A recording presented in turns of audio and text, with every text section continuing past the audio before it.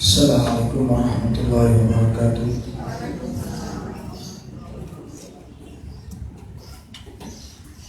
Alhamdulillahirabbil alamin.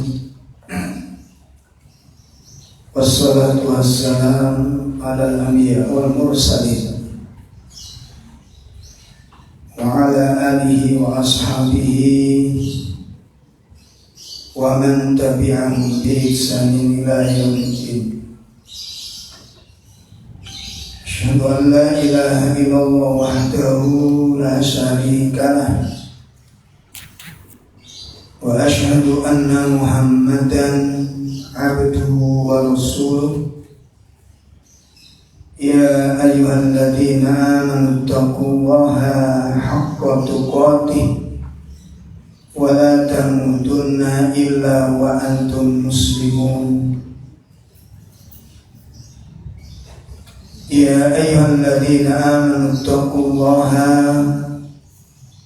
wal tanzur nafsum ma qaddamat lighad wattaqullaha innallaha khabirun bima ta'malun.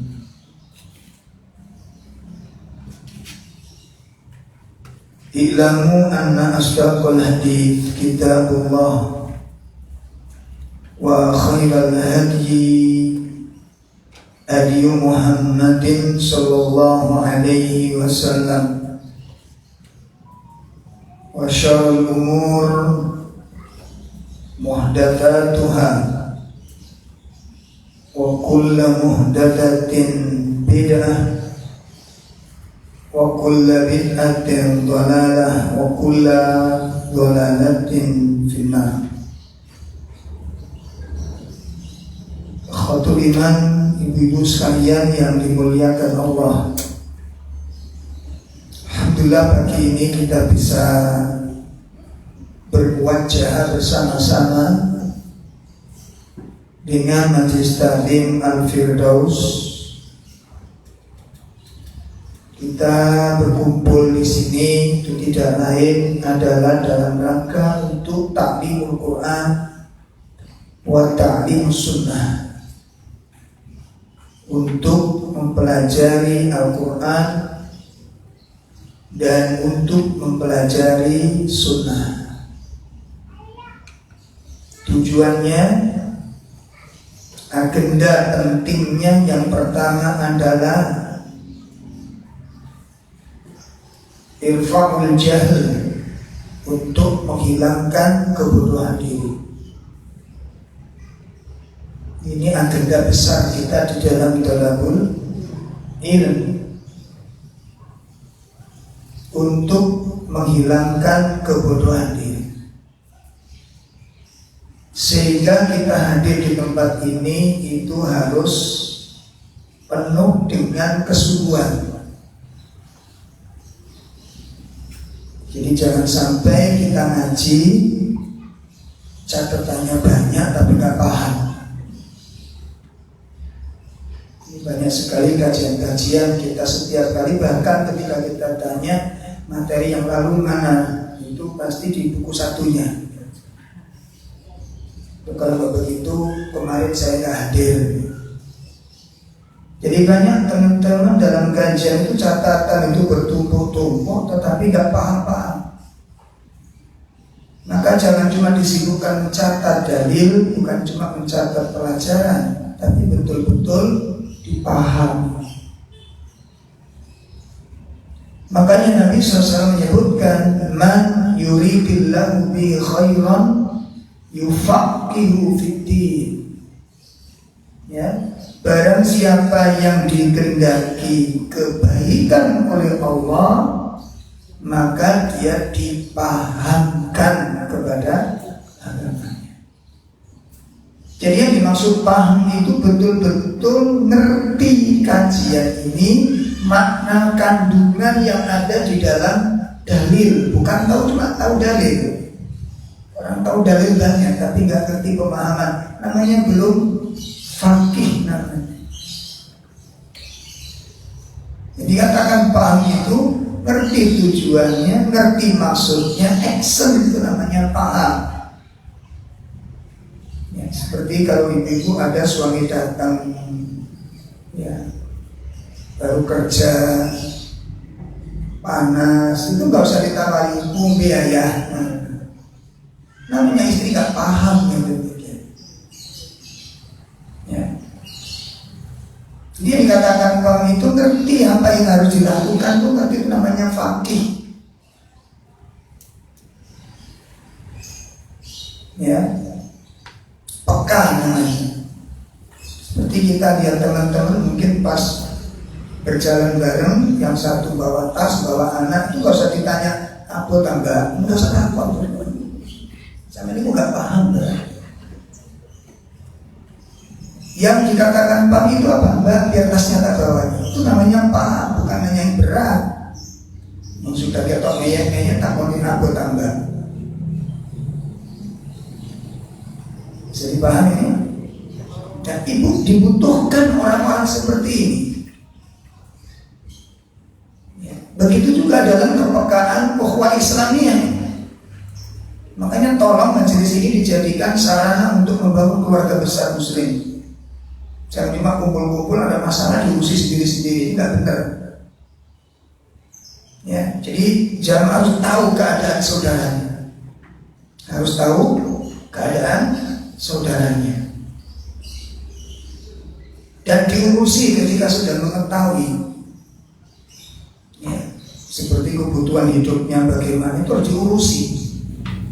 Dan itu tanggung jawab kita sebagai seorang muslim. Ya, nah ini tujuan utama, agenda besar kita adalah irfa'ul jahl, menghilangkan kebodohan diri. Yang kedua, ya, dalam rangka apa? Tarbiyatun nafas. Kita ngaji ini dalam rangka untuk mendidik diri, memperbaiki karakter-karakter yang memang perlu diperbaiki, membenahi sifat-sifat yang perlu dibenahi, sehingga setiap para thalabul ilm itu wajib mengenali karakter dirinya sendiri. Ya.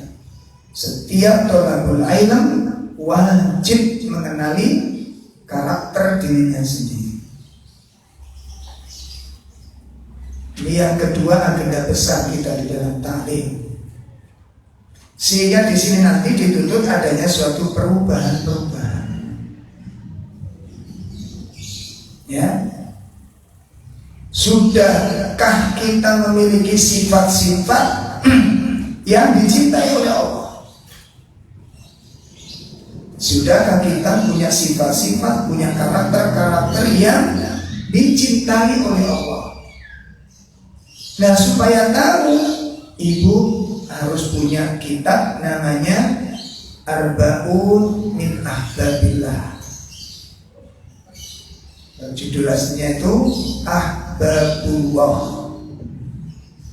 orang-orang yang dicintai oleh Allah. Di situ dimuat ada 40 karakter, ada 40 sifat. Barang siapa memiliki sifat-sifat ini, dia akan dicintai oleh Allah Ta'ala. Karena itu kalau kajian seperti ini, kalau ibu ditanya, ibu mencintai Allah atau tidak? Ya? Mencintai. Tapi apakah Allah mencintai kita? Nah, itu masalahnya.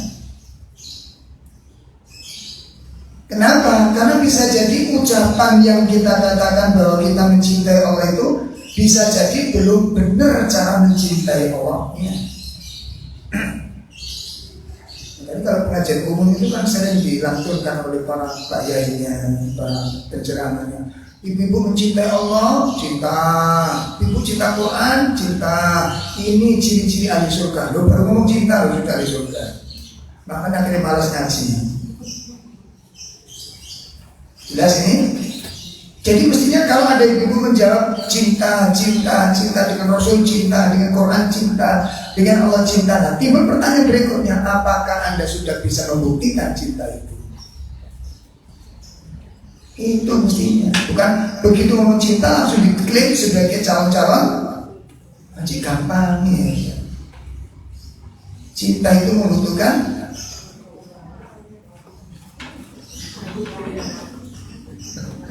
Cinta membutuhkan.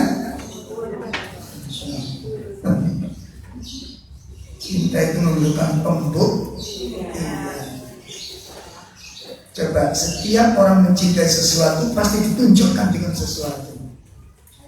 Cinta tanaman, ya dia hobinya apa? Ngumpulin tanaman. Cinta kucing, ya itu kucing. Cinta berai, ya bawa anduk terus. Iya kan? Nah orang itu akan melakukan kebiasaan-kebiasaan apa yang dia cintai. Orang hobinya meceng, ya meceng tiap hari. Masya Allah. Ini yang kedua. Jadi harus kita evaluasi. Makanya dalam kajian-kajian ini nggak ada kajian, nggak usah bangga-bangga. Saya sudah ngaji Quran sunnah ini, sudah ikut sunnah ini, sudah sekian tahun. Nggak usah dibanggakan. Dari ikut kajian itu sudah berapa sifat yang sempat kita rubah.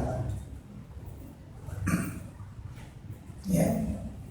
Makanya saya pesan kepada para muhajirat untuk muhajirat ibu-ibu yang hijrah, ya, jangan cukup bangga dengan pakaian syar'inya. Dan saya mengumpulkan sumbangan baju layak pakai dikumpulkan. Ini baju apa bu? Niku yang dulu baju jahiliyah, baju jahiliyah. Dulu Ustaz masih jahiliyah, ditanggalkan, sudah saya buang satu, bagus sudah. Persoalan berikutnya, kalau Anda sudah mampu membuang baju jahiliyah, sudahkah sifat jahiliyahnya sudah dibuang? Apa artinya baju jahiliyahnya dibuang tapi sifatnya disimpan? Hijrah itu bukan cuma lahir. Hijrah itu adalah lahir batin. Nah, salah satu agenda terbesar di dalam taklimul Quran itu adalah tarbiyatun nafs, mendidik karakter. Barangkali kemarin sebelum ngaji manggil suaminya, "Hey bro," semangat diceluk bro, ganti saya syaitan. Tambah serem. Ibu sudah hafal pelajaran yang lalu. Allah, dirubah sifat yang selama ini mungkin ogah-ogahan datang ke rumah orang tua, ogah-ogahan datang ke mertua, hasil ngajinya mana? Ya, jadi kan keluar pamit suami, pamit tetangga, tanya mau taklim, mau ngaji, ini ditunggu hasilnya mana? Jelas ibu, hasil dari taklim ini mana? Yang ditunggu apa? Perubahan yang lebih baik.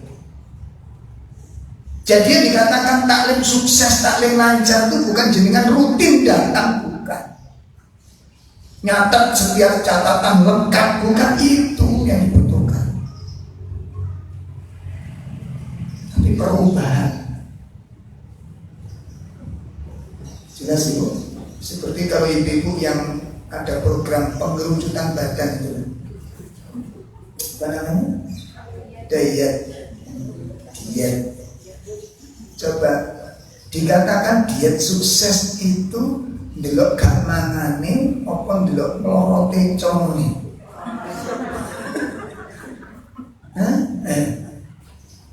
Aku olahraga tiap hari, pak lari keringet sak jagung metu kabeh. Apa artinya nek sampe tambah blegedeg? Artinya enggak ada, bro. Dikatakan berhasil, dikatakan sukses, itu dilihat dari apanya itu? Perubahan.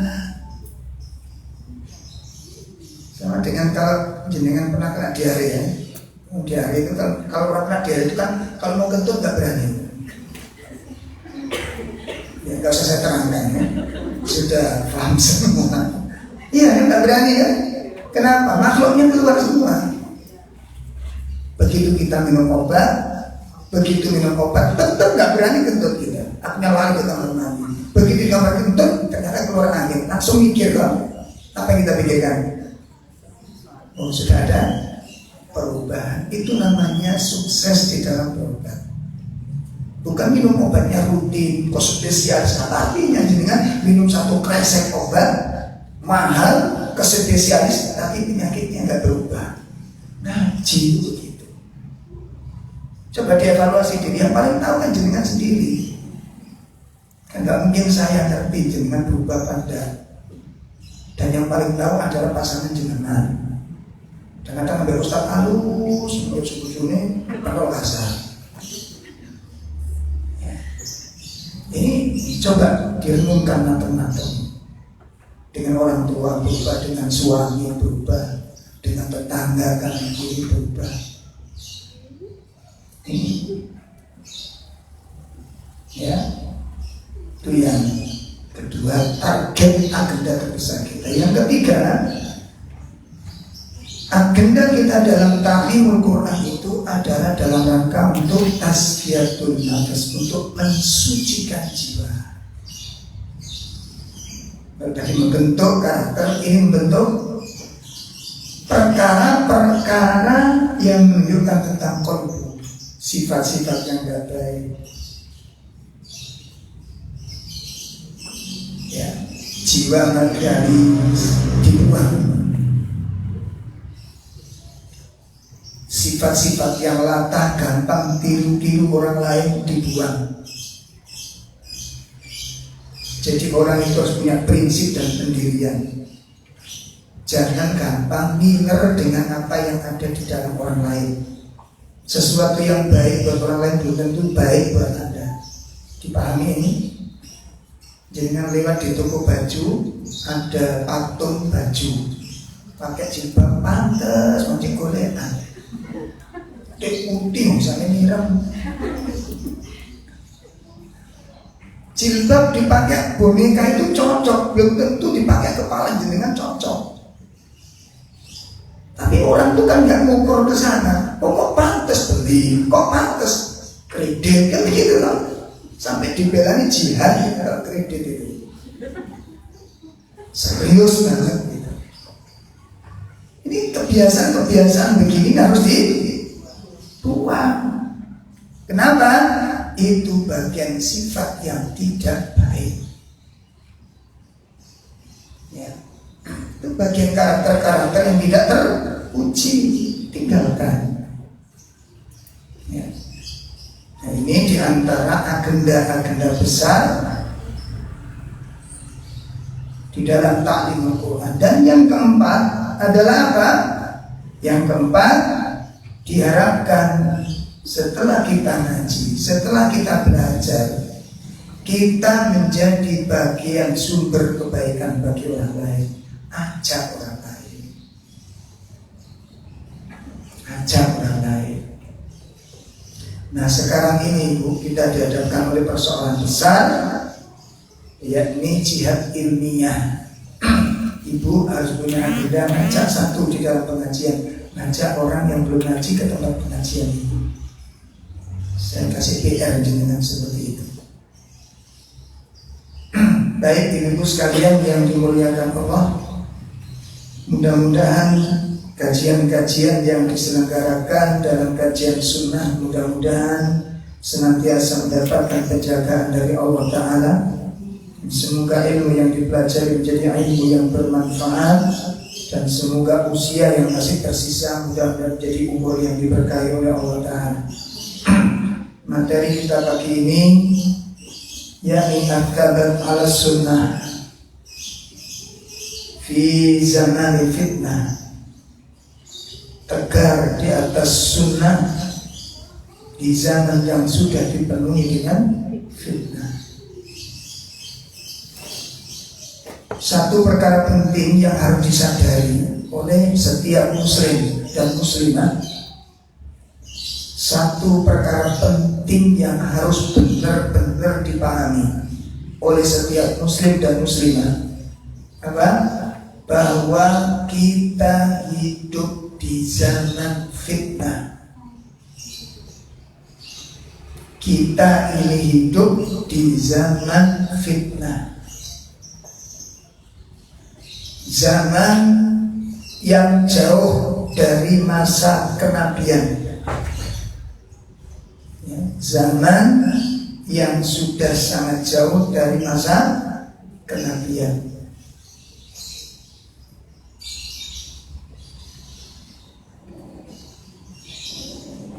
Sebagaimana air, apabila air keluar dari sumber itu adalah air yang paling murni. Tapi ketika air dari sumber ini keluar dan mengalir cukup jauh, maka itu nanti akan terkontaminasi dengan air-air yang lainnya. Ada air dari selokan masuk, ada air dari sungai masuk, ada air dari comberan masuk. Sehingga nanti semakin jauh dari sumber, maka air itu semakin keruh. Zaman manusia hidup itu begitu. Ya. Makanya Ummu Aiman, siapa Ummu Aiman? Ya. Ibu susuannya Rasulullah SAW. Ketika Rasulullah SAW meninggal, pasca Nabi meninggal, Abu Bakar dan Umar sepakat untuk berziarah ke rumahnya Ummu Aiman, sebagaimana biasanya Rasulullah juga berziarah ke rumah beliau. Abu Bakar mengatakan kepada Umar, "Ya Umar, mari kita berziarah ke rumah Ummu Aiman sebagaimana Rasulullah SAW berziarah ke rumah beliau." Akhirnya disepakati dua orang sahabat ini. Setelah sholat, mereka berdua datang menemui Ummu Aiman di rumahnya. Begitu nyampe di rumahnya, ditemukan Ummu Aiman menangis. Abu Bakar mengira bahwa Ummu Aiman ini menangisi kematian Rasulullah SAW. Ya. Bahasa kita itu meratap lah. Abu Bakar mengira demikian, Umar pun mengira demikian. Sambil mengatakan, "Ya Ummu Aiman, kenapa kau menangis? Apakah engkau tidak senang bahwa saat ini Rasulullah SAW bersama dengan Rabb-Nya berada di tempat yang sangat mulia di sisi Rabb-Nya?" Apa kata Ummu Aiman? "Ya Abu Bakar wa Umar, saya yakin seyakin-yakinnya bahwa saat ini Nabi bersama Rabb-Nya di tempat yang sangat mulia. Aku menangis ini bukan menangisi kematian Rasulullah. Saya menangis ini bukan menangisi apa? Kematian Rasulullah, tapi aku menangis disebabkan kematian Rasulullah, terputusnya wahyu dari langit." Ya Allah, yang aku tangisi bukan kematian, tapi akibat kematian itu yang aku tangisi. Apa akibat kematian Rasulullah? Dengan sebab kematian Rasulullah itulah wahyu terputus dari langit. Perlu camkan baik-baik, omongan Ummu Aiman ini dikaji ribuan juta ulama. Dikaji. Ternyata pernyataan Ummu Aiman ini sangat dalam dan sangat jauh pola pikirnya. Apa yang dibayangkan oleh Ummu Aiman? Kalau Nabi meninggal, wahyu terputus. Kalau wahyu terputus, bagaimana ketika umat punya problem? Itu masalahnya. Ketika Nabi masih hidup, para sahabat punya masalah. Masalah dibawa kepada Nabi. Nabi gak bisa jawab, menunggu wahyu. Jadi yang bimbing umat ini Allah. Yang menata umat ini Allah. Problem yang menangani Allah. Solusi dari Allah, pasti hasilnya baik. Begitu Nabi meninggal, wahyu terputus, umat punya masalah, siapa yang menyelesaikan? Nah, coba kita lihat sekarang ini, carut marutnya hidup kehidupan umat Islam, berantakannya umat Islam, tercerai beraikannya umat Islam. Ini bagian daripada fitnah. Ditambah lagi dengan iftirakul umat yang terjadi, perpecahan umat yang begitu amat dahsyat dan mengerikan. Ya.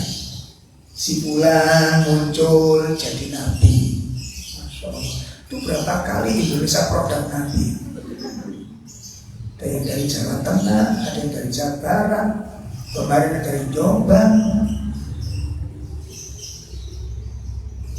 Insya Allah. Jadi ternyata suburnya tanah Indonesia itu bukan cuma subur tanahnya saja, sampai pemahaman-pemahaman di Indonesia subur semuanya. Aliran apa sih kalau di Indonesia ini? Nah, aliran model apa? Semua ada, dan uniknya semua punya pengikut, walaupun aneh bin ajaib. Karena orang wedok jadi dilatih malaikat Jibril ketemu piro jadi. Tidak ada benda ini. Malaikat dinikahi malaikat Jibril. Katanya membawa wahyu dan anaknya katanya Imam Mahdi. Aku mikir Jibril itu jadi nyenengi itu teko opo nih wong ya ora pada ae. Kene nurut mataku lho ya. Lah kaya naksir. Terus nikahi iki pengulune sapa? Ya, ngono ku ya ora pengikutin. Dan yang ikut itu bukan orang sepele-sepele remeh-remeh, S1, S2. Sarjana. Makanya kata Imam Ibnu Qayyim, kalau sudah masuk areal kesirikan, akal sehat itu hilang. Gak cerdas mensirik itu. Cerdas ini hilang. Gitu. Coba dengan ada orang-orang sampai jauh-jauh pergi ke Nganjuk, di sana ada air terjun, namanya Sedudo. Ini adus minggu jare alet penjaga pintu sing jenenge apa jenenge itu tukang apa jenenge juru kunci itu tuwek kan cerdas. Saya mikir sampai wahai kan peker mudamu berapa Pak? 90 Mas Domono kan ya tentu iki janji goblok iki sapa jadi orang ngerti. Saya ngaji di pantai selatan di Geliyek itu kan ada tempat apa? Sesembelihan di sana. Iya. Jangan pura-pura gak rumah aja. Jangan kawulane. Jadi di Geliyek itu begitu pintu masuk itu kalau lurus mentok terus ke kiri ke atas itu ada tempat pemujaan di sana. Apa tujuannya? Dolek? Wah, paling. Dolek pesugihan. Juru kunci nih melarang. Cerdas.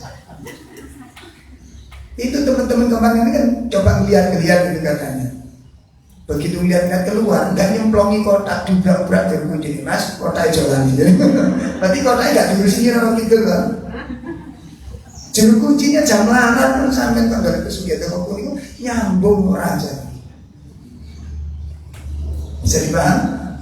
Terus ada seorang tokoh, waktu hidupnya itu sakit-sakitan, berobat keliling dunia, ya, keluar negeri, sudah nggak karu-karuan. Sakit sampai akhirnya meninggal dunia dalam kondisi sakit itu. Begitu meninggal dunia, orang berduyun-duyun ke kuburnya minta kesembuhan. Halo? Gak sampe mikirin gak ya apa aja nih? Mikir titik ngajak jadi osimil pikiran. Kecuali kalau mungkin produk pantas titik lah. Wongin pas tuh sakit itu mau berturang, lumpuh, bisa nadeng, sakit, bisa sembuh, karuan. Dia sendiri tuh sakit-sakitan sampai meninggal dunia. Begitu meninggal dunia orang berduyun-duyun mengambil tanah kuburannya, ngusap maesane, minta apa? Sejak mikir titik aja. Dan keluarganya sampai sekarang sakit, berobatnya bukan ke kuburan, ke rumah sakit. Halo? Jadi sama dia niku sekolah bayar apa? Bayar jubel kamu bayar karat. Astagfirullah. Mana kecerdasan? Ini fitnah. Di zaman Nabi syirik jelas syiriknya. Sekarang syirik tidak dikatakan syirik lagi sudah. Bahkan sudah dimaklumi. masa itu ibu jenengan kalau udah ngaji begini harus siap-siap ini. Iya. Nah, ini nanti perlu dikupas permasalahan-permasalahan supaya jelas dalam pandangan kita. Nah, oleh karena itu maka pagi ini kita akan membahas apa sikap kita ketika kita hidup di zaman yang sudah seperti ini. Sebelum kita bahas langkah-langkah panduan hidup bagi seorang muslim agar supaya bisa tegar di atas sunnah dalam kondisi carut marutnya akidah, carut marutnya keyakinan. Si jenenge wong Islam klenik iku masya Allah. Ngeri ya saya itu kan ada tim melakukan konsultasi, terapi dan ruqyah. Begitu kita buka itu macam-macam keyakinan. Jadi orang-orang yang sudah ketok polos, masya Allah, jimat itu gak karu-karuan. Malah ada pasien itu curhatnya kan, Ustaz, ada nggak solusinya gimana kalau orang itu disusuk, tahu susuk ini? Jadi dilebur nyopong apa ini? Nah yang disusuk apa bu? Ini wajah ini semua maksudnya. Jadi dagu ada susunya sendiri, rum susunya sendiri, lambe maksudnya. Makanya si lanang langsung dia maksudnya itu lambe susuan. Alis ada susunya itu kalau dirombengkan itu berat raine. Susu tok. Ya Allah, untuk apa? Ternyata itu di bidang wanita-wanita kan. Ada susu untuk daya tarik, ada susu untuk aura kemuliaan, ada susu untuk menaklukkan, masya Allah. Jadi kena ditimbang, jeglek timbang, kena rayu tok. Saya bisa bayangkan begitu ngaji, ya Allah ngeri ya demikian. Nah, kayak begini bagaimana umat akan dimuliakan oleh Allah. Mari kita simak beberapa hadis terlebih dahulu sebelum kita membahas langkah-langkah yang harus ditempuh di dalam menghadapi fitnah di akhir zaman. Hadis yang pertama,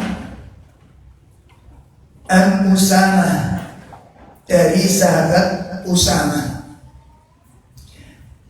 Karena Nabi sallallahu alaihi wasallam adalah Rasulullah sallam asrafa ala utumin min aqamil Madinah. Beliau suatu hari mendaki di suatu bukit di antara bukit-bukit yang ada di Madinah.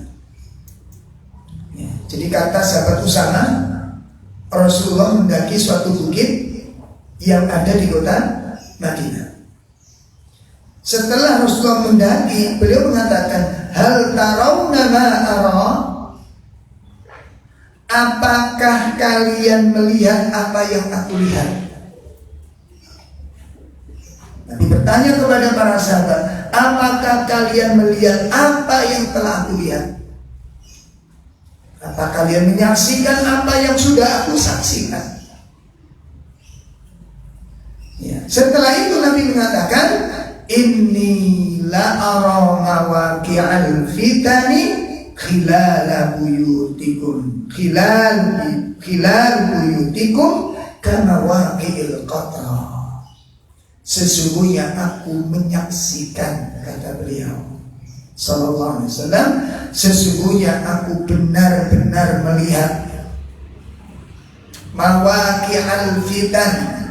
Fitnah itu berjatuhan khilal buyutikum, di celah-celah rumah kalian, kama waqi'il qatra, sebagaimana jatuhnya air hujan.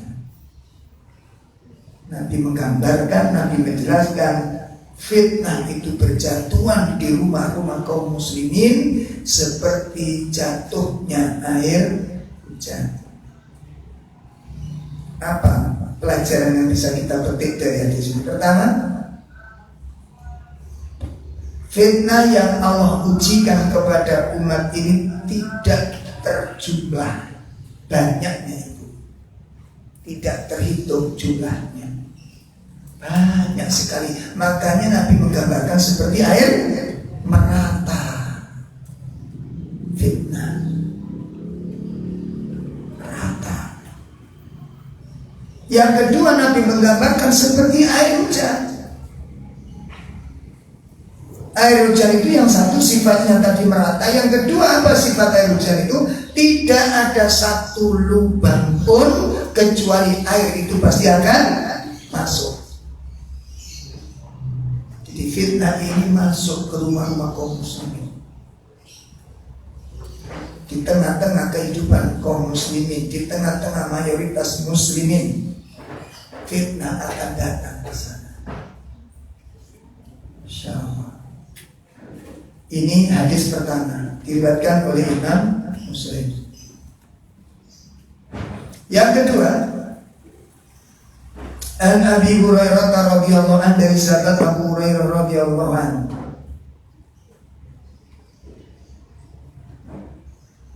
anna Rasulullah sallallahu alaihi wasallam, bahwasanya Rasulullah SAW bersabda, badiru bil amal, bersegeralah kalian untuk beramal. Artinya jangan ditunda-tunda. Badiru bil amal, bersegeralah kalian beramal. Kenapa Nabi menginstruksikan kita supaya bersegera? Tidak boleh ditunda-tunda di dalam amal, sebab fitnah akan terjadi suatu fitnah yang besar. Sehingga saking besarnya fitnah itu, kakito ilail mudlim, seperti potongan malam yang sangat gelap. Jadi fitnah itu nanti seperti potongan malam yang gelap. Lalu Nabi mengisyaratkan, yusbihur rajulu mu'minan wa yumshi kafiran. Pagi hari orang itu masih beriman, sore berubah menjadi kafir. Coba lihat betapa cepatnya perubahan hati. Ya. Yusbihur rajulu mu'minan wa yumshi kafiran, aw yumsi mu'minan wa yusbihu kafiran. Atau sore hari dia masih beriman, pagi sudah berubah menjadi kafir. Karena fitnah ini. Kemudian Nabi menyebutkan, yabi'u dinahu bi'aradin minad dunya, seseorang menjual agamanya dengan sepotong urusan dunia. Menjual agamanya dengan sepotong urusan dunia. Nah, ibu-ibu sekalian, Imam Hasan Al-Basri ketika menafsirkan ayat ini, yang dimaksud pagi mukmin, sore kafir bagi mukmin, itu artinya apa? Artinya ada sebagian umat Islam pagi hari dia masih mengharamkan harta darah saudaranya, sore hari dia menghalalkan darah saudaranya. Perang saudara terjadi, pagi hari masih mengucapkan salam, sore hari juga terjadi perang saudara di antara sesama kaum muslimin. Makanya hati-hati dengan fitnah-fitnah di akhir zaman, terutama pemahaman Khawarij yang mudah sekali menghalalkan darah kaum muslimin yang lainnya. Hari ini berkembang di negara kita. Atas hati-hati. Khawarij itu menghalalkan darah saudara kaum muslim yang gak sepaham dengan dia, dianggap kafir. Kafir keluar dari Islam. Gampang sekali menghukumi sesuatu dengan kafir. Kafir itu mudah sekali. Dan ahli sunnah anti pemahaman yang demikian itu. Kita lihat, bukan cuma kita, kalau sekarang mungkin alasan itu kudoliman. Jenengan lihat tiga khalifah. Yang pertama Umar, yang kedua Utsman, yang ketiga Ali. Siapa pembunuh mereka semua? Semua berakal dari akar yang sama, dari akidah Khawarij. Kurang apa solehnya Utsman? Dibunuh juga, kenapa gak puas dengan kepemimpinan Utsman? Ali dibunuh, kurang apa Ali? Padahal Nabi SAW menyebutkan Abu Bakar, Umar, Utsman, Ali adalah ahlul jannah, masuk dalam kategori 10 sahabat yang dijamin surga. Ada yang hafal 10 sahabat ini? Halo? Ada yang hafal? 10. Nanti yang hafal tak kasih hadiah umroh gratis. Caranya sholat ikut sholat subuh bersama saya sampai suruh kemudian sholat 2 rakaat.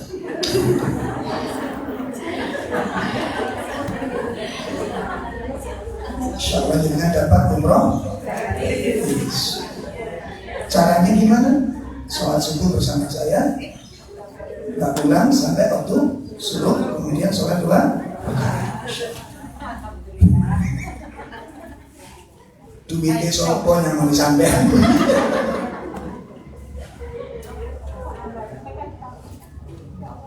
Coba dihafal lagi, sehingga kita nanti tahu itu 10 sahabat kok dijamin surga. Mengapa mereka dijamin surga? Itu tanya kita. Itu orang-orang soleh itu, orang-orang yang ketakwaannya luar biasa, yang sulit ditiru imannya, dibunuh. Kenapa? Gak puas dengan kepemimpinannya. Hati-hati dengan sifat-sifat seperti ini di zaman sekarang. Jelas ini? Hati-hati. Insya Allah. Nah, 2 hadis yang ingin saya hadirkan. Hadis ini juga diriwayatkan oleh Imam Muslim. Jadi fitnah sekarang yang paling besar, yang paling ditakuti oleh para ulama itu 2. Yang pertama adalah fitnah syahwat, dan yang kedua adalah fitnah syubhat. Ini yang paling ditakutkan oleh para ulama. Ya, ada 2 fitnah yang paling ditakuti oleh para ulama menimpa umat ini. Yang pertama fitnah berupa syahwat, yang kedua fitnah berupa syubhat. Apa itu fitnah syahwat? Fitnah syahwat itu yang diterjang, yang diserang itu mentalnya.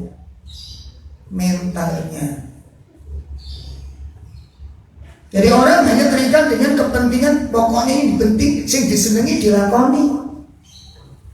Tidak peduli ini manfaat atau tidak. Perhatikan, senang dijalankan, senang dilakoni. Begitu juga dalam masalah materi, senang dibeli. Ono urusan penting apa ora, manfaat apa enggak, masih penting senang. Sehingga target orang-orang yang sudah kena syahwat ini, target hidupnya cuma 1. Apa itu? Nyenang hati. Dan itu menimpa kepada umat Islam hari ini. Ya Allah, awas hati-hati. Banyak menimpa kepada kita, terutama generasi muda kita hari ini. Coba saya nanya dengan ke masjid-masjid yang jenengan bina, yang masjid-masjid yang jenengan sigai. Saya tanya, ada berapa remaja masjidnya? Kemana anak-anak kita? Apa mandul kabeh sampe nikah ini? 1000 di satu perumahan, 1000 remaja, sampai dolek 10 yang 1000. Tak main-main, 1000 remaja.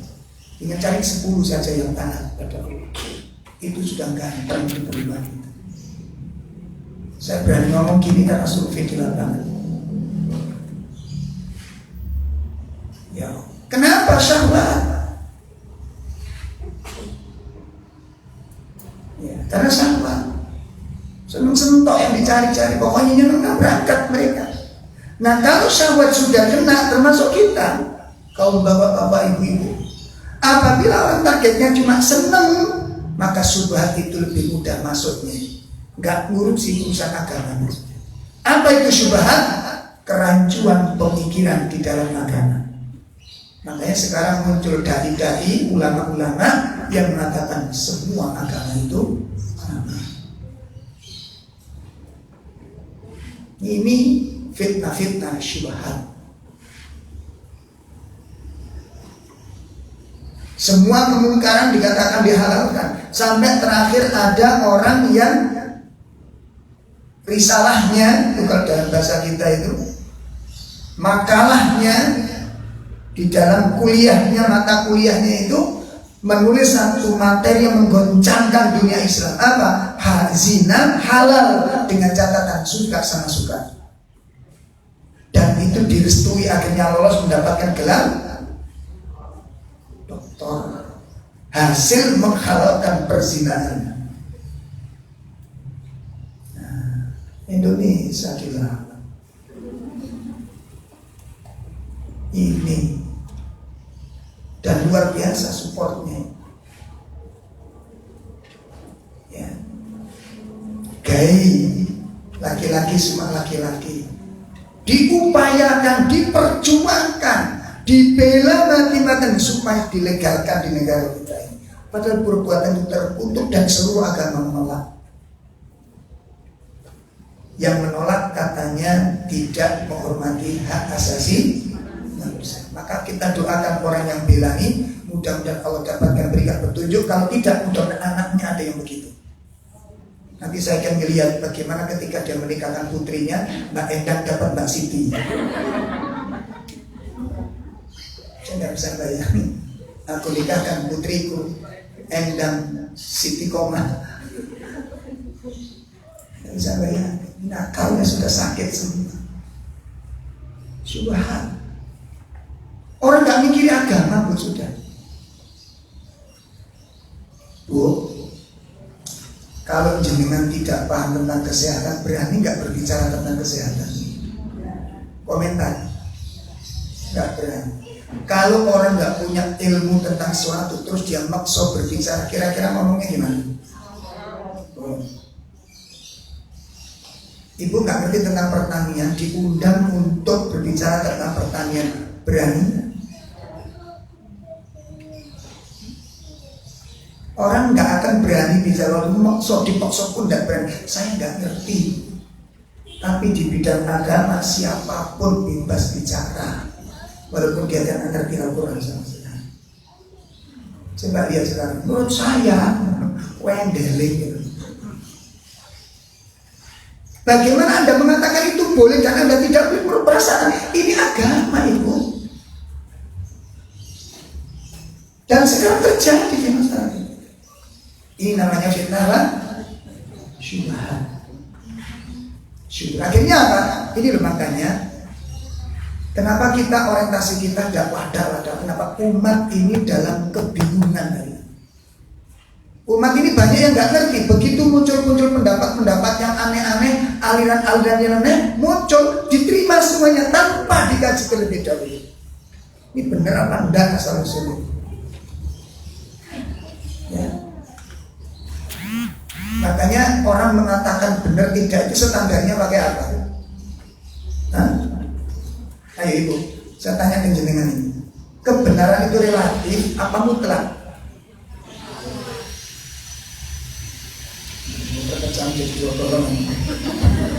Ayo tanya. Kebenaran relatif apa mutlak? Mutlak apa relatif?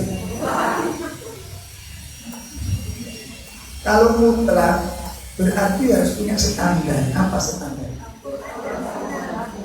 Cukup? Nggak cukup. Al-Quran dan Sunnah harus dipahami dengan pemahaman sahabat. Kenapa? Karena organ Al-Quran nanti ketika dipahami masing-masing juga relatif. Fakta di lapangan terjadi. Saya membaca bukunya salah satu imam yang mengerikan, Imam Samudra. Salah satu imam yang mengerikan. Kebiasaan dia membunuh dengan bikin teror itu katanya apa? Dalam rangka menjalankan amalan-amalan perintah dalam Al-Quran. Kita kaji surat, ketemu ternyata ada perintah dalam Al-Quran. Bunuhlah orang kafir di mana saja kamu temukan. Ono enggak ayatnya? Ono apa enggak? Bunuhlah orang kafir, perangi orang kafir di mana saja kamu temukan. Sampai tolei ini surat Al-Quran. Cari di sana. Surat Al-Quran, cari.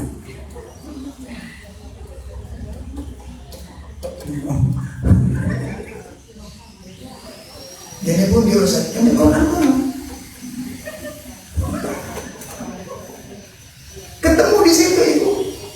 Ada sekitar dalam Bunuhlah orang kafir di mana saja kamu temukan, dipraktekkan oleh dia. Apakah demikian? Walaupun konteks secara doanya akhirnya begitu, apa maknanya begitu? Ada asbabun nuzul. Kapan ayat ini diturunkan? Kalau memang perintah itu benar, kenapa Nabi tidak membunuh pamannya? Halo? Dan Nabi bekerja sama dengan orang-orang kafir dalam usaha membeli baju di negara orang kafir. Kenapa Nabi melakukan itu? Berarti Nabi nggak paham dengan ayat itu. Bukan berarti pemahamannya yang salah. Al-Hijr ayat terakhir.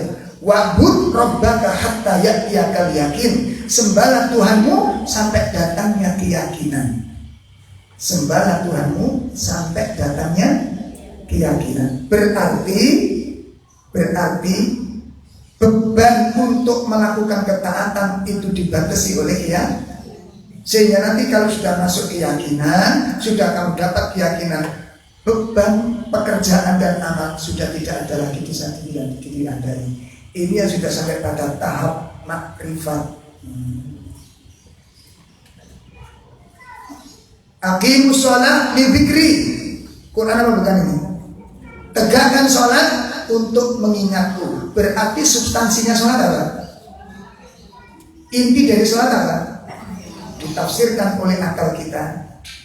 Berarti inti sholat itu adalah zikir. Yang paling penting adalah zikir. Sehingga sholat kalau orang sudah sampai marifat tidak perlu pakai rukuk, tidak perlu pakai sujud. Yang penting kami tidak ngaji, mantap itu. Jero ini ngaji ini.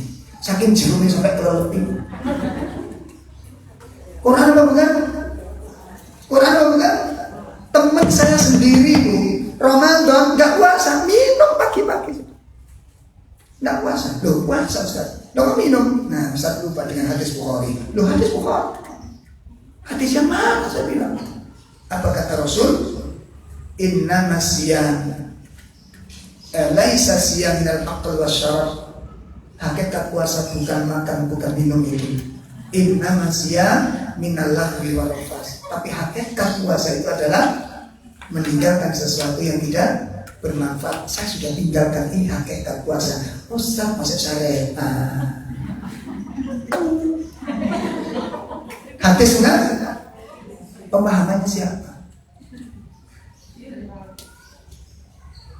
Hati-hati. Jelas cukup Quran dengan hadis enggak? Harus dipahami dengan pemahaman para. Kenapa? Ada standarnya itu. Kalau tidak dimanfaatkan oleh siapapun, pakai dalil. Saya masih ingat pada waktu baru dulu, ketika kampanye itu masing-masing punya dalil. Bagi oratornya partai nomor 1, Ka'bah ya waktu itu ya. Ketahuilah Allah itu ahad, Allah itu maha satu. Tahiyat kita menunjukkan begini, syahadat orang sholat bisa diterima kalau sudah syahadat. Syahadat ini satu, menunjukkan satu jari. Allah itu tunggal, maka apabila Anda mendapatkan kejayaan dan kemuliaan, pilih nomor 1.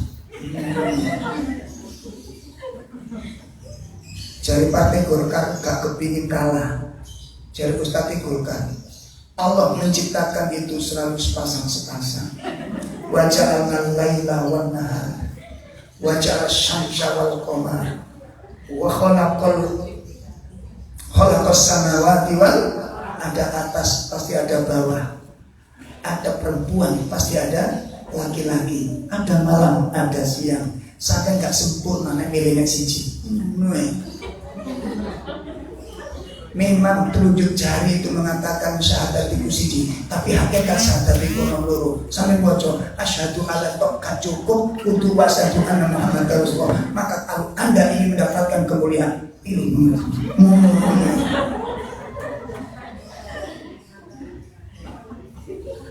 Jari PDI gak kepingin tinggal. Anda mau ini nomor 2, apa katanya? Anda ingat kenapa Nabi Adam diusir dari surga? Itu gara-gara mendekati pohon itu. Wala taqrabah hati syajarah, jangan kau dekati pohon. Ngerti maksudnya? Kait ahong-ahong. Mau dibawa kemana? Ini standarnya sopo sang nafsu rokok yang rukui. Dan sekarang umat ini diorak-atikkan dengan ulama-ulama semacam ini di zaman akhir ini. Coba kembali rujuk kepada tafsir para ulama, jujur kok nafsir Al-Quran. Ya wis niku teko sambung sanadnya dari Nabi sallallahu alaihi wasallam. Kenapa kok kita mengambil tafsirnya para sahabat? Sahabat mengambil tafsir langsung dari Rasul. Jadi pikiran kita nggak ikut campur di sana. Sampai saya kira nafsir surat Al-Quran, tafsir Al-Quran. Tafsir mimpi jangan jatuh. Allah, ini yang sekarang terjadi. Sehingga kita butuh penyegaran, butuh solusi. Ya masing-masing punya dalil tadi. Yang mana dalil itu dipahami sesuai dengan apa? Keinginan mereka sendiri. Saya dulu itu, makanya saya sekarang dikritik oleh sebagian orang, kenapa Ustadz kok gak pernah bahas masalah jihad? Itu dibahas, jihad itu sesuai dengan materi. Saya mulai kecil, usia tahun 80 sampai 90-an, pertengahan 90 itu dicekoki masalah jihad ini. Materi pokoknya dari jihad. Khitan, coba kira-kira kalau materi walimatul khitan itu cocoknya apa materi? Ayo. Acara khitan, isi kajian, kira-kira apa materi itu cocok? Pendidikan masalah? Betul. Makanya dengan khitan itu anak kita dididik apa? Satu, lihat darah, dilatih terluka, dilatih sakit. Ini jihadiyah. Orang-orang yang pikirannya cuma agama itu hanya jihad, gak ada yang lain. Bukan kita membenci jihad itu memang ada di syariat dan diperintahkan, diwajibkan bahkan itu dalam kondisi sesuai dengan syariat. Jangan sampai dihapus sama sekali jihad. Ada waktunya untuk membahas masalah. Cuma dengan sesuai dengan ilmu. Saya dipahami. Nah, makanya jangan ditafsirkan dengan sesuai dengan apa? Kemauannya sendiri. Standarnya apa? Gitu. Ini sangat penting untuk saya sampaikan karena kita hidup di dalam kondisi seperti ini sekarang. Makanya hati-hati. Jelas ini? Kemudian ibu-ibu jangan terlalu berlebihan di dalam mengkonsumsi medsos. Ya, jangan terlalu berlebihan di dalam mengkonsumsi medsos. Enggak penting-penting, enggak usah. Grup enggak usah pakai. Saya punya berapa? Ada yang punya 2 grup.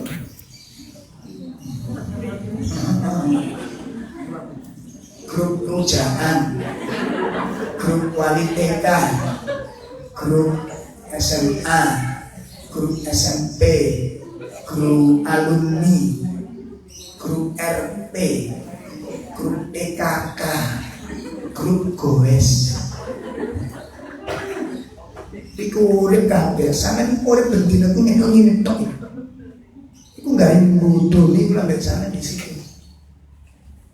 Tapi terlalu masalah didik urip gak cocok ngeos niku. Saya lihat ada suami istri duduk dalam satu mobil beda blok. Suami istri duduk kita dudukkan ini. Saking gayanya dengan WA ngomong sama suami di dalam, di luar di WA. Sama ini dia, yang jero belakang makmu jowo. Zaman modern rusak makanya rusak. Nah sekarang kita masuk pembahasan intinya. Apa yang kita lakukan? Pertama, yang harus dilakukan seorang muslim itu tolong benar-benar diamalkan, supaya kita ditolong oleh Allah Ta'ala. Ya, tolong diamalkan benar.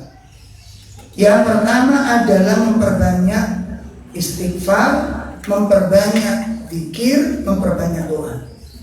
Ini pertama. Perbanyak istighfar, perbanyak zikir, perbanyak doa.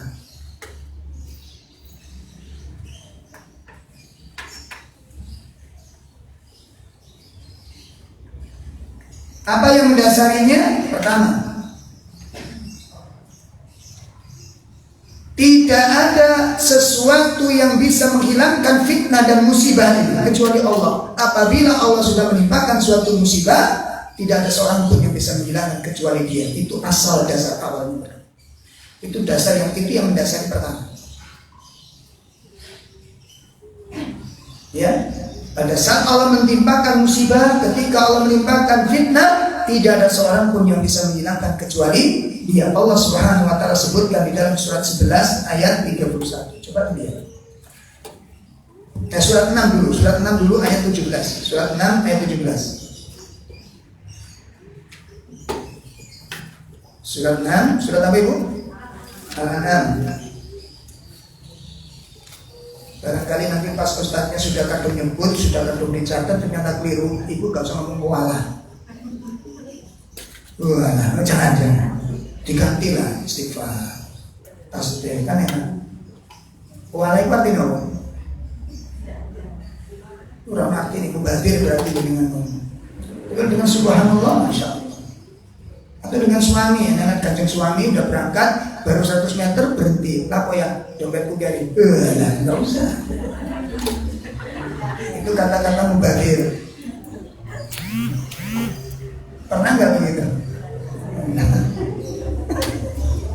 Atau nganter anak ditanya, nggak pipis dulu? Enggak. Begitu terhebras 200 meter, ulat-ulat apa? Sudah oalan dicetok di sisa. Masya Allah. Ini anak-anak tersiksa, kasihan punya ibu semacam ini. Ibu yang bawa penderitaan.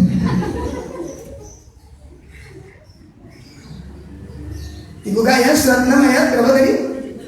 17. Allah Subhanahu wa taala menyebutkan di sana, Ibu. Mari kita simak bersama-sama. A'udzu billahi minasy syaithanir rajim.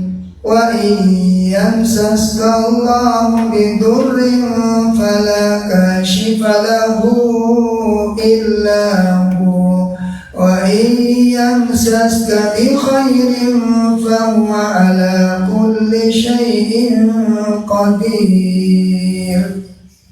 Allah Taala mengatakan, dan jika Allah menimpakan suatu bencana kepadamu, maka tidak ada yang dapat menghilangkannya selain Dia sendiri. Dan jika Dia mendatangkan kebaikan kepadamu, maka Dia Maha Kuasa atas segala sesuatu. Ini yang mendasari pertama. Kenapa kok kita banyak berdoa? Kenapa kita harus banyak berpikir? Kenapa kita harus banyak beristighfar? Istighfar salah satu keutamaannya adalah memudahkan sesuatu yang sulit, sesuatu yang ribet, sesuatu yang jelimet, sesuatu yang mumet, yang mungkin akal kita nggak sampai kepada masalah itu. Maka ambil waktu, perbanyak istighfar. Yang punya masalah-masalah yang bertumpuk-tumpuk, masalah yang belum ketemu ujungnya, masalah yang jelimet, yang akal kita nggak nutut untuk mikir, jangan dipaksakan dihadapi dengan akal. Ambil waktu, bermunajat kepada Allah, rapatkan diri kepada Allah, libatkan Allah, perbanyak istighfar. Dipahami ini? Oleh karena itu Rasulullah SAW menyebutkan dalam sebuah hadis dari sahabat Sa'id bin Abi Waqqas, anna Nabi SAW da'watu dhinnun, doanya Nabi Yunus, idda'a wa huwa fi batnil hut, ketika beliau berdoa di perut ikan. Ini sebuah isyarat, Ibu. Peristiwa yang dialami oleh Nabi Yunus itu merupakan sebuah gambaran bahwa nanti ke depan itu banyak orang-orang dari hamba-hamba Allah ini yang mendapat masalah yang nggak bisa diselesaikan dengan akal. Bisa dipahami? Makanya ibu yang punya masalah yang ruwet, coba perbaiki caranya Anda. Jangan dipaksakan dengan logika. Libatkan Allah. Suami kok ruwet, libatkan Allah. Dan ibu bilang, Ustaz, gimana menghadapi suami yang keras kepala? Coba dengan gak bisa Ustaz. Saya baru ngomong ini loh ya, kau ngomong gak butuh nasihat. Menghadapi suami kayak begini gimana Ustaz? Oh, itu kalau peristiwa. Suami keras kepala itu berikan empuk saja. Ayo praktek dong. Sudahkah Anda melibatkan zat yang memegang hatinya? Sudah Anda libatkan zat yang memegang hatinya? Tapi suami, kok tapi suami? Apa Anda bandingkan Allah dengan suami Anda? Terus apa Allah juga kewalahan menghadapi suami Anda? Sebab katamu aku. Apakah Allah akan mengatakan demikian? Libatkan Allah. Makanya Nabi SAW menyebutkan doa yang dibaca oleh Nabi Yunus ketika beliau dalam perut ikan itu, la ilaha illa anta subhanaka inni kuntu minal. Doa ini dibaca. Makanya Nabi SAW menyebutkan, barang siapa innahu lam yad'u biha muslimun, kata Rasul. Nabi SAW mengatakan, sesungguhnya apabila seorang muslim berdoa dengan doa tersebut dalam kesulitan-kesulitannya, illa istajaballahu lahu, kecuali Allah pasti mengabulkan doanya. Dene kok sampe mari maca ngene kok kasih dikabul-kabulno, berarti si masalah itu tunane lambe siji. Berarti sing gari beda namanya.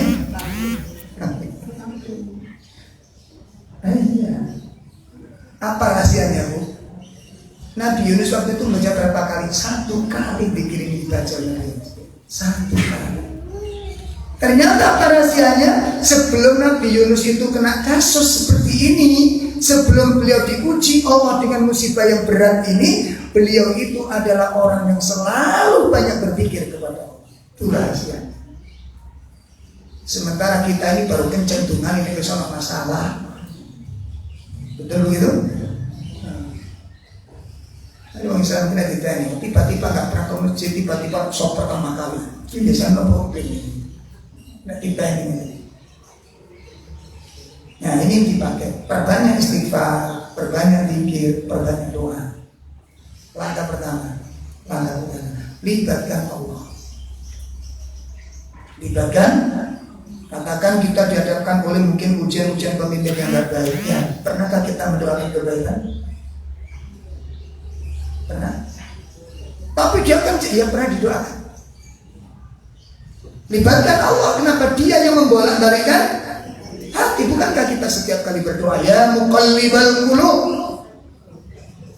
insyaallah doa ini jangan ditinggalkan doa. Tolong ini diperhatikan. Ini seluruh persoalannya, seluruh persoalan kita. Perbanyak zikir, perbanyak istighfar, perbanyak doa. Itu langkah awal. Yang kedua, meningkatkan keimanan kita dan meningkatkan ketauhidan kita kepada Allah SWT. Iman itu yang akan menjadikan kehidupan orang itu menjadi kokoh, pendiriannya menjadi kuat, pikiran menjadi luas. Ya. Ini. Jadi iman itu akan melapangkan pikiran, iman itu akan meluaskan jiwa, iman itu menjadikan pandangan itu menjadi terang, jiwa itu menjadi sejuk. Itu dengan iman yang benar. Dengan iman yang benar. Karena Allah Subhanahu wa ta'ala telah menetapkan akan memberikan pertolongan kepada orang mukmin. Allah wajibkan dirinya. Masya Allah, Allah wajibkan dirinya. Sebagaimana disebutkan di dalam surat 30 ayat 43. Surat 30 ayat 47. Maaf. Surat 30 ayat 47. Allah berfirman di pertengahan ayat sampai akhir. Apa kata Allah? Wa kana haqqan alaina nasrul mu'minin. Wa kana haqqan alaina nasrul mu'minin. Apa kata Allah? Dan kewajiban atas kami. Berarti yang diwajibkan siapa? Allah mewajibkan siapa? Dirinya sendiri. Untuk apa? Alaina nasrul mu'minin. Untuk memberikan pertolongan kepada orang-orang mukmin. Wa kana haqqan alaina nasrul mu'minin.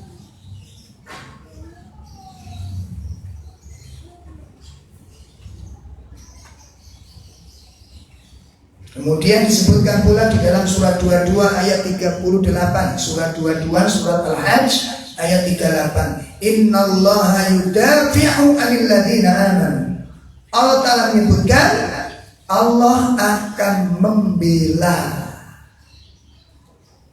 Allah akan memberi pembelaan terhadap orang-orang yang beriman. Pembela kita siapa? Allah. Makanya banyak bersandar kepada Allah, memperbagus kualitas. Terus sekarang persoalan bagaimana untuk meningkatkan iman ini. Salah satunya adalah anjulazimal tolabul ilm, supaya melazimi tolabul ilm. Ya, kemudian mempelajari tentang pembahasan-pembahasan akidah, terutama yang berkaitan dengan Asmaul Husna, nama-nama Allah yang dipelajari, didalami makna-maknanya. Sudah pernah mempelajari Asmaul Husna? Ada berapa Asmaul Husna? Yang diketahui 99, yang sudah dihafal berapa? Maaf Ustaz, sudah tua. Ibu nek apalan langsung tuwek kabeh. Jak senang langsung gilas. Nyakite wong wedok-wedok niku ngeluh sakit, tawanono lunga, panas. Penyakitnya wong wedok-wedok itu gampang obat-obatan. Terutama di dalam masalah akidah dan tauhid, mempelajari supaya kita lebih mengenal Allah Azza wa Jalla tentang sifatnya dan tentang perbuatan-perbuatannya, tentang namanya, tentang sifatnya. Di situ timbul keyakinan dan kecintaan kita kepada Allah Ta'ala. Ya. Makanya ini perlu perlu terutama dalam masa-masa fitnah berupa penyakit ini, Masya Allah. Iman itu sangat luar biasa pengaruhnya terhadap kenikmatan, bisa mengendalikan orang tidak terlalu berfoya-foya dalam kenikmatannya, tidak melampaui batas ketika mendapatkan kenikmatan. Ketika iman itu didatangkan pada saat kena musibah, itu mengendalikan emosional seseorang ketika mendapat musibah, sehingga dia tidak larut di dalam musibahnya. Jelas? Banyak ada teman-teman sudah mau cerai, kemudian ditawari nikah lagi, sudah trauma melihat laki-laki. Ustaz, laki-laki sama saja. Iya, nggak pernah betul kehilangannya. Dia trauma dengan suaminya, padahal nanti ada laki-laki lain yang beda. Cuma karena dia melihat sosok suami dia pastinya trauma. Tidak boleh demikian.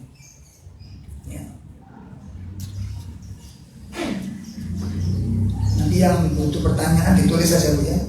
Ditulis, yang bertanya kan disiapkan. Dengan catatan pertama, tidak boleh terlalu sulit-sulit. Karena dalam syariat itu mensulitkan orang itu dosa.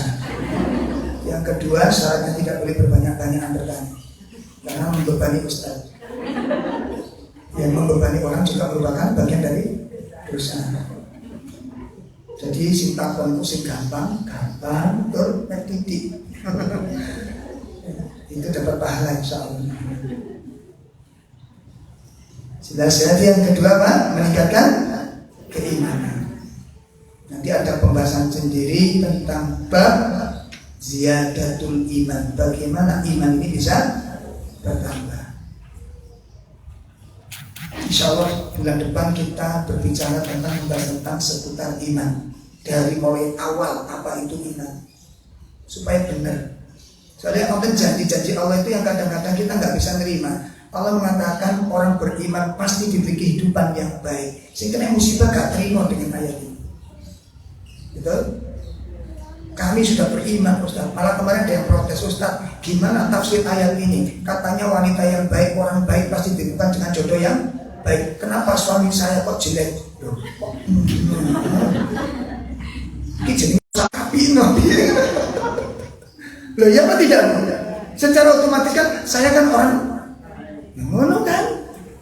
Loh sampean baik? Ya enggak juga. Loh ngono ya. Lah ngeluh saya sebagai konsultasi. Iki iso sulit ganti aku sing stres dulu sampai ini.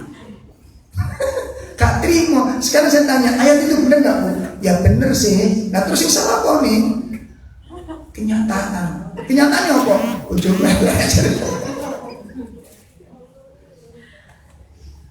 Betul-betul ini aneh-aneh.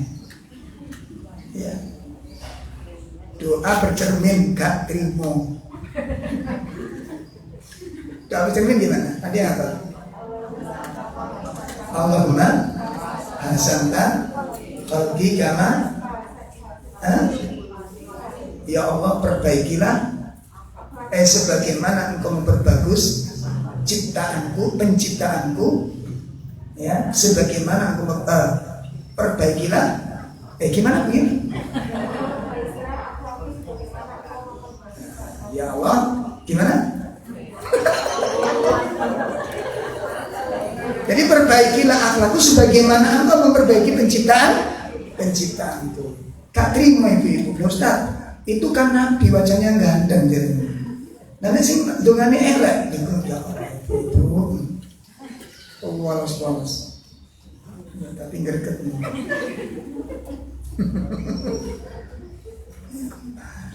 Iman ditata Bu, nanti kita akan pelajari. Ada yang salah dalam iman, pasti ada yang salah. Jenengan kalau hari ini tidak mendapatkan kebahagiaan dan Anda merasa iman, pasti salah iman.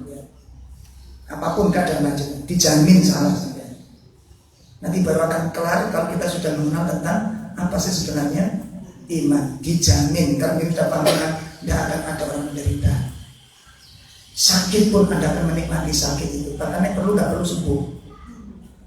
Setelah ngaji iman nanti itu, insya Allah selama jenengan tidak terlewat ngajinya. Soalnya sama ini gak kadang-kadang gak pinter dulu. Gak pinter, gak irinan. Ini ku anaknya elek ya dilok ini mau kakak ki nurut sapa. Jadi ada nama ahli waris. Ya. Evaluasi dari anaknya sapa mosok niru Pak RT. Gak cerdas dilok-ilok anaknya dijebet dijunduk yang mulang. Makanya anak-anak jarang yang senang diwajari ibu-ibunya, stres. Saya tanya gimana belajar di rumah, stres susah, gurunya juahat. Anak-anak yang selama daring itu.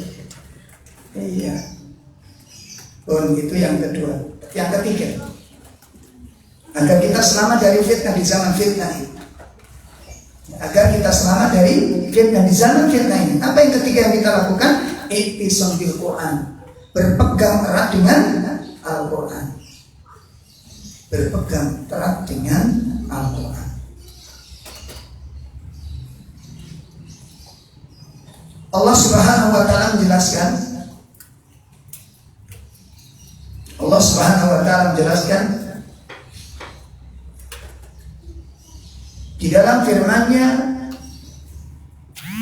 surat 5 ayat 105. Surat 5 105. Ya ayyuhalladzina amanu, surat Al-Maidah yang surat 5 ayat 105. Surat Al-Maidah ayat 105.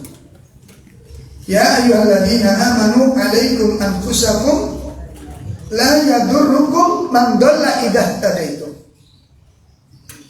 Wahai orang-orang yang beriman,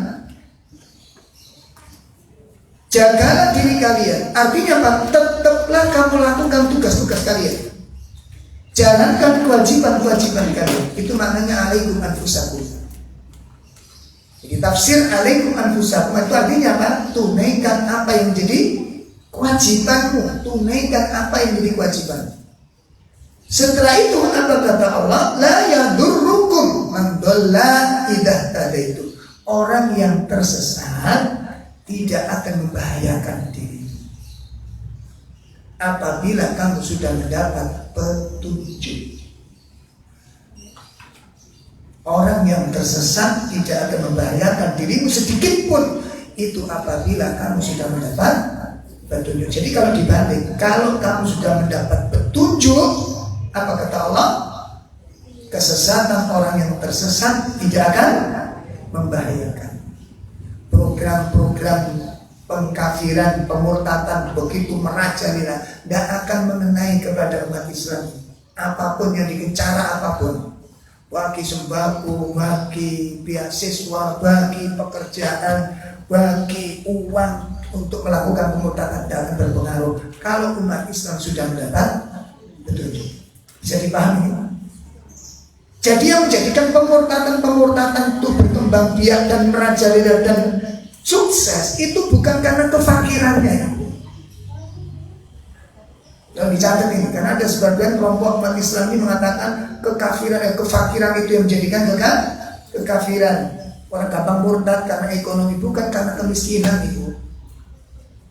Pertanyaan saya, kenapa saya berani mengatakan demikian? Wallah bukan karena kemiskinan, wallah bukan karena kefakiran orang jadi murtad itu, tapi karena dhaful iman, lemahnya keimanan. Mana buktinya? Di zaman sahabat Nabi itu nggak sedikit orang-orang yang miskin. Bukan cuma miskin, jadi budak. Bagaimana kita lihat riwayatnya Bilal bin Rabah? Ya? Tapi apa yang bisa dilakukan oleh majikan yang kufur ini untuk memurtadkan budak? Bilal orangnya tidak terpengaruh sedikit pun dengan iming-iming kemerdekaan ini. Tidak tertarik sedikit pun dengan pembebasan diri, tidak tertarik. Karena ada syaratnya keluar dari ajaran Nabi Muhammad, dan itu tidak diterima oleh Bilal. Saya lebih pilih menjadi budak daripada menjadi orang yang merdeka tetapi murtad dari agamanya Muhammad. Itu pernyataan Bilal. Makanya kesesatan orang tersesat tidak akan mempengaruhi kita apabila iman ini sudah kuat.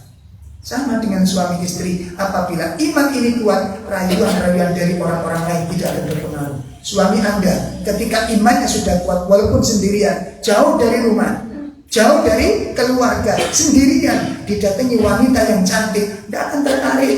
Itu kalau memiliki iman yang kuat.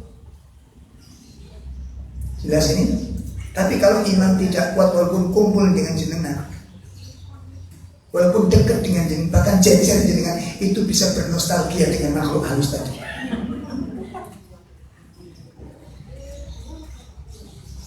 Jangan dikira nggak bisa. Ketika iman dan memiliki kekuatan di dalam jiwa. Jelas ini? Sama dengan pengajian itu, kalau sudah ngajinya serius dan bagus hasilnya. Satu, ibu menjadikan orang yang takut kepada Allah. Nah, takut kepada Allah itu yang menjadikan orang menjauhi perkara-perkara yang dilarang. Gak berani melakukan perbuatan dosa. Ada duit berapapun di saku suami disampaikan kepada suami. Ya, duit sampai tertinggal, beritahukan, tapi sudah habis. Mau ibu cerdas, kalimat yang lebih bagus lagi apa? Ayat ikhlas kan? Ini sih lebih mematikan. Itu yang lebih mematikan. Kata suami, ya wis enten. Sampaikan bukan nggak boleh disentuh. Ya. Ini pengaruh daripada ilmu yang bermanfaat. Ini sambil Quran. Apa hubungannya dengan ini? Di dalam surat Al-Maidah 105 tadi, ya. Jadi apabila orang sudah mendapat hidayah, maka kesesatan orang yang tersesat tidak akan membahayakan. Nah, sekarang bagaimana orang bisa mendapat hidayah? Surat 3 ayat 101. Surat 3 ayat 101. Ya. Di ayat yang terakhir, di kalimat yang terakhir Allah katakan, wa may ya'tasim billah faqad hudiya ila siratin mustaqim. Barang siapa yang berpegang erat dengan Al-Quran, maka dia akan dapat hidayah dari Allah, diberi hidayah oleh Allah Ta'ala. Barang siapa yang berpegang erat dengan Al-Quran, maka Allah memberikan hidayah kepadanya. Kalau sudah mendapat hidayah, kesesatan orang yang tersesat, tidak akan membahayakan. Nah sekarang persoalannya bagaimana yang dimaksud i'tisam bil Quran. Berpegang erat dengan Quran itu prakteknya pribun. Satu, hendaknya Al-Quran menjadi bacaan favoritnya. Dia mencintai Al-Quran sepenuh hati. Satu, sudahkah Al-Quran sudah kita jadikan favorit kita, bacaan favorit kita? Ya perhatikan, tidak ada hari kecuali ada bacaan Al-Quran. Yang satu, menjadikan Al-Quran sebagai bacaan favoritnya dan dia mencintai. Yang kedua, selalu mempelajari dan mendalami kandungan-kandungannya. Mempelajari apa? Makna dan kandungan-kandungannya, sehingga nanti memahami maksudnya, memahami tujuannya, mengerti isinya. Ini. Yang ketiga, mengamalkan syariat-syariat yang ada di dalamnya. Perintahnya kita jalankan, larangnya dijauhi. Ya. Kemudian yang keempat, apa? Mewariskan kepada anak-anaknya, mewariskan kepada anak-anaknya dan juga mengajarkan kepada orang lain. Ini yang dimaksud berpegang erat dengan Al-Quran. Ini kalau dilakukan dengan baik, insya Allah kerusakan itu tidak akan menimpa kepada umat, termasuk anak-anak kita ini. Makanya tolong barangkali ada ibu-ibu yang berkaitan dengan lembaga pendidikan, jadikan lembaga itu sebagai lembaga Quran.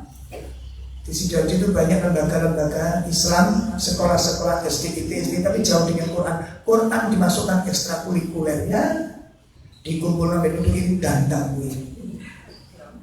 Kenapa negeri dandang? Jadi kebanggaan. Drum band nomor 1 innalillahi wa inna. Nah itu Quran gembuling kuwi, jadi ekstrakurikuler. Berarti kalau Quran, pelajaran Quran dimasuk ekstra, ini pelajaran serius apa enggak? Nggak penting. Silakan mau belajar, silakan nggak belajar. Lah sekolah SDIT kok yang ini loh, kan ngisi-ngisi gitu. Sing bener gitu. Makanya anak-anak kita jaga, insya Allah. Anak-anak kita yang sudah kita latih dengan Quran, sudah daftarkan Quran, masya Allah itu. Dulinan itu, dulinan mainan, sambil baca murotal. Amma yatasaalune. Kembali lagi sampai surat sekian. Ya. Itu coba terus dihafalkan ke anak-anak. Aja ibu walang keke, kodok walang kadung nek turu yo apa ditiru kutumu akhirnya. Ya coba ibu-ibunya juga demikian ya. Dilatih di sana. Itu yang ketiga. Yang keempat,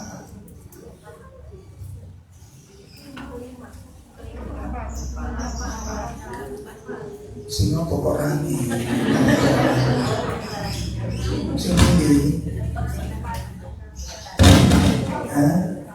Ini sudah masuk pelajaran yang keempat. Langkah keempat dalam menghadapi fitnah. Yang ini tadi sudah selesai. Wong aku sing mulang kok diprotes.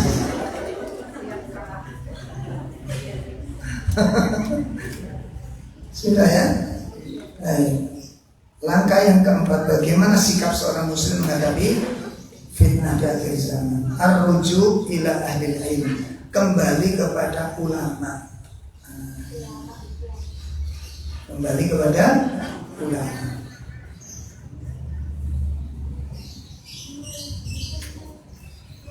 Allah Subhanahu wa ta'ala sebutkan di dalam surat 4 ayat 83. Surat 4 ayat berapa tadi Bu? 83. Allah Tabaraka wa ta'ala menyatakan, dan apabila sampai kepada mereka suatu berita tentang keamanan ataupun ketakutan, mereka langsung menyiarkannya. Padahal apabila mereka menyerahkannya kepada Rasul dan ulil amri. Ulil amri di sini itu ada penafsiran. Yang pertama adalah pemerintah yang sah, yang kedua adalah Nah, kalau berkaitan dengan agama bukan ulil amri berupa pemerintah. Agama berurusan dengan para ulama. Karena wilayah pemerintah tidak akan bisa mengurusi agama. Bukan bidangnya. Jelas ya? Sampai tanya tafsir ke Pak Jokowi salah. Karena Pak Jokowi bukan ahli tafsir. Ini kerekaman ini ya jadi potong. Jadi potong didol tengah. Ya, tafsir kembali kepada ulama ahli tafsir, gitu loh. Sehingga nanti ada problem-problem dalam beragama yang berkaitan dengan masalah agama, urusannya khusus, tanyakan kepada ahlinya. Selamat nanti. Termasuk sikap kita, bagaimana kita mensikapi fitnah-fitnah, tanya kepada ulama, insya Allah selamat. Insya Allah selamat. Yang sering kali kita ini, disinilah letaknya. Nah, persoalannya ulama yang siapa sih yang dikatakan ulama? Tafsir surat 35 ayat 28 yang disebut ulama. Tafsir surat 35 ayat 28. Sahabat Abdullah ibnu Mas'ud menyatakan yang dikatakan ulama.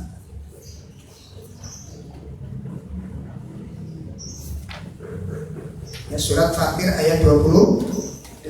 Di situ disebutkan orang yang paling takut kepada Allah adalah ulama. Innama yakhshallaha min ibadil ulama. Orang yang paling takut kepada Allah adalah para ulama. Artinya apa di situ? Al ulama disebutkan oleh sahabat Abdullah ibnu Mas'ud, laisal alim bi kathratil hadis. Yang dikatakan orang alim, orang yang berilmu itu bukan karena pandai ceramah. Walakinal alim, tetapi yang dikatakan alim adalah kathratul khasyah, orang yang paling banyak rasa takutnya kepada Allah. Orang yang paling banyak rasa takutnya kepada, berarti apa? Orang yang paling banyak sifat hati-hati di dalam memutuskan persoalan. Dicerna, awas hati-hati. Ya, kadang-kadang kita ini nggak melihat keilmuan tapi melihat keberanian. Agama itu bukan cuma keberanian yang dibutuhkan. Benerkah ilmu itu? Berani tapi nggak bener, ya jadi no. Halo? Kadang-kadang kita terjebak di sini kita, terutama hari ini. Makanya kemarin saking ada banyak pemberaninya sampai ada diganti khayalan. Ada begitu ya? Ya Allah. Di zaman Nabi itu penuh jihad dan Nabi itu mujahid, para sahabat mujahid, tapi nggak pernah ada khayalan. Nggak pernah dikumandangkan seperti itu. Padahal mereka itu mujahidin, para mujahid mahajid sejati di zaman Nabi SAW. Nah, ini adalah suatu kesalahan-kesalahan yang perlu dibenahi. Rujuk kepada ulama. Kemudian yang kelima, langkah yang kelima adalah sabar di atas sunnah. Sabar di atas sunnah. Allah katakan di dalam surat 46 ayat 35, fasbir kama sabara ulul azmi. Bersabarlah engkau sebagaimana sabarnya ulul azmi. Bu, selama jenengan beriman, selama jenengan bertakwa, selama jenengan coba berubah jadi lebih baik, kamu colok.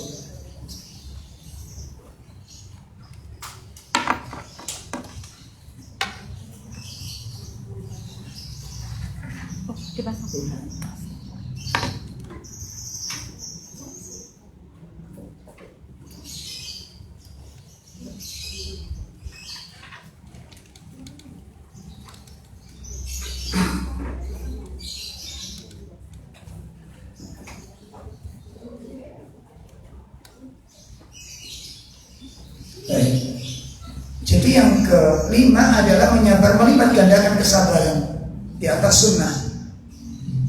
Kenapa demikian?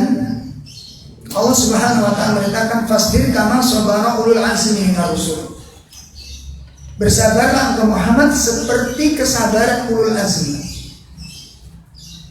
Kemudian Nabi SAW menyebutkan dalam sebuah hadis yang diriwayatkan oleh Imam Tirmidzi, Ya'ti 'alan nasi zamanun, akan datang kepada manusia satu zaman. As-sabir, orang yang sabar, fihim 'ala dinihi, terhadap agamanya, yakni orang yang betul-betul menjalankan agamanya di situ, itu kalqabidi 'ala jamri, seperti orang yang menggenggam batu bara. Bara api, seperti orang yang menggenggam bara api, panas, terluka. Artinya apa di sini? Banyak ujian-ujian yang harus kita alami. Makanya ibu kalau sudah hijrah harus siap-siap adanya ujian. Harus siap-siap. Ya. Nah, kemudian apa korelasinya dengan fitnah di akhir zaman? Kenapa dihubungkan dengan kesabaran? Sebab apabila orang bersabar di atas agama ini dengan baik, dia jalankan dan tetapi agama ini dengan sesuai dengan ketentuan Allah, Allah memberikan jaminan. Satu, Allah akan menjamin dengan pertolongannya, pasti ditolong oleh Allah orang yang sabar. Pasti ditolong oleh Allah. Surah 3 120. Nanti tolong dilihat di rumah. Apa isinya di situ. Ini yang pertama, janji Allah. Allah pasti akan memberikan apa? Memberikan jaminan pertolongan kepada orang yang sabar. Ya. Yang kedua, Allah akan menjaga dari tipu daya para musuh.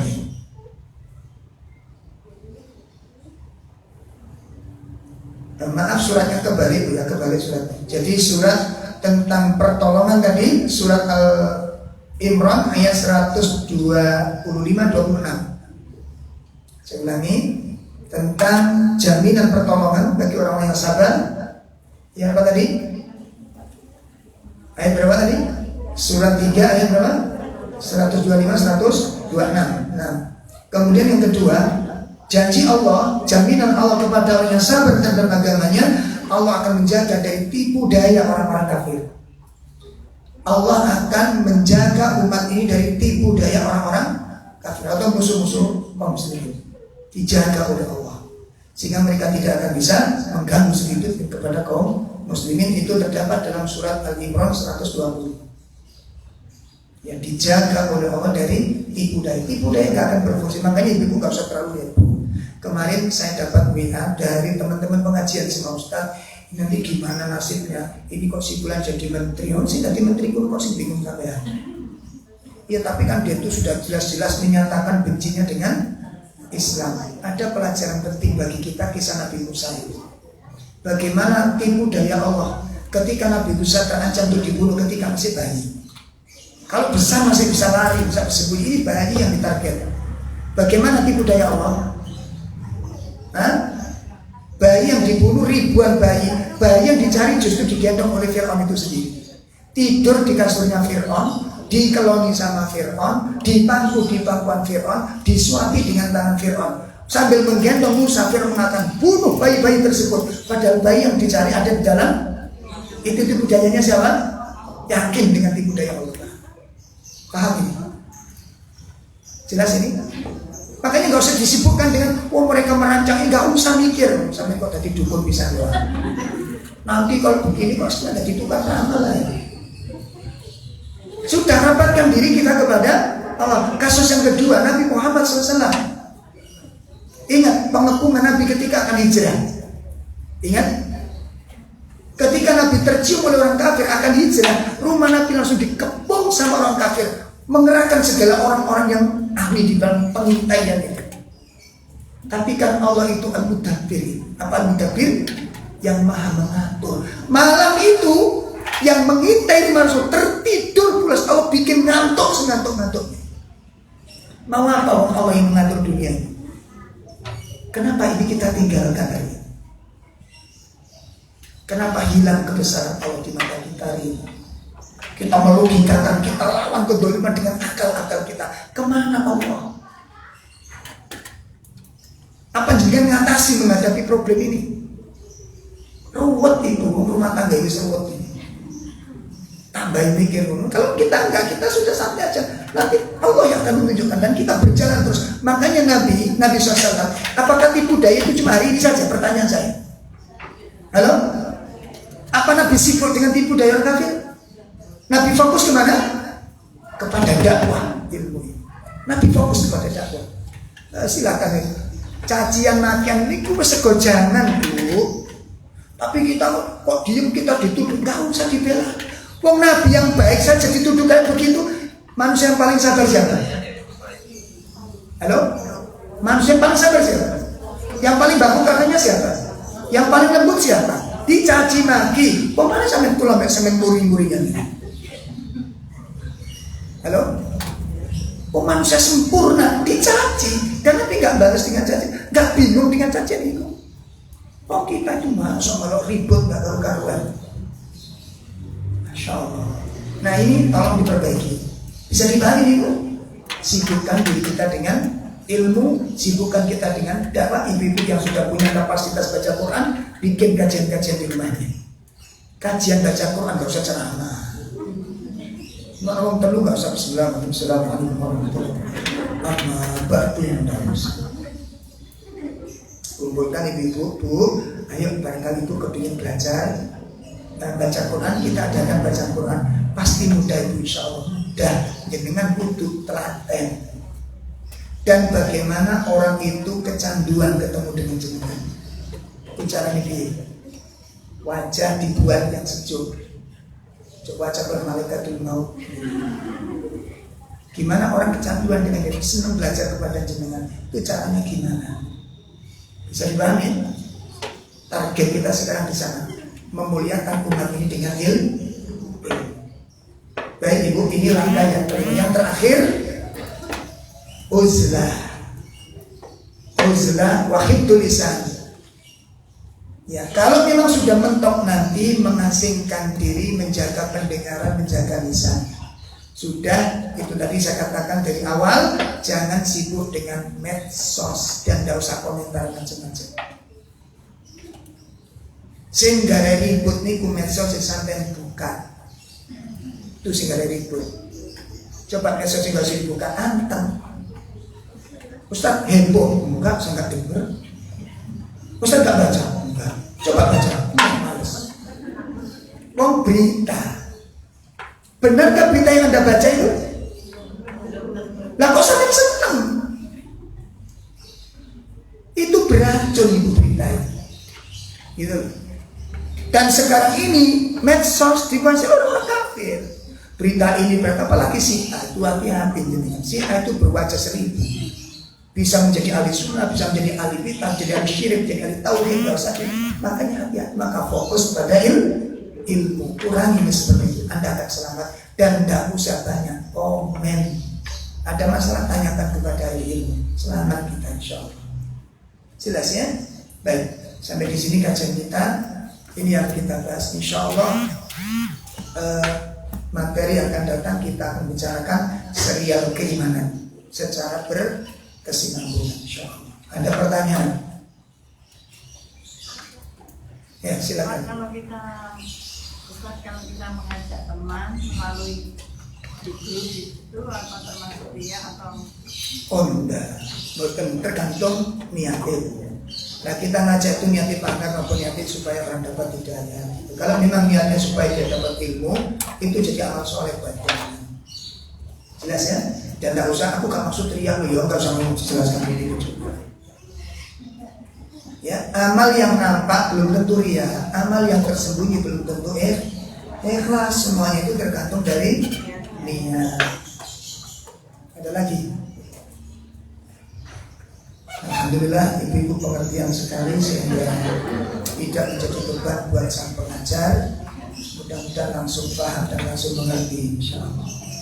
Kita akhiri dengan kafar majelis insyaallah. Subhanakallahumma wa bihamdika asyhadu an la ilaha illa anta astaghfiruka wa atubu ilaik. Assalamualaikum warahmatullahi wabarakatuh.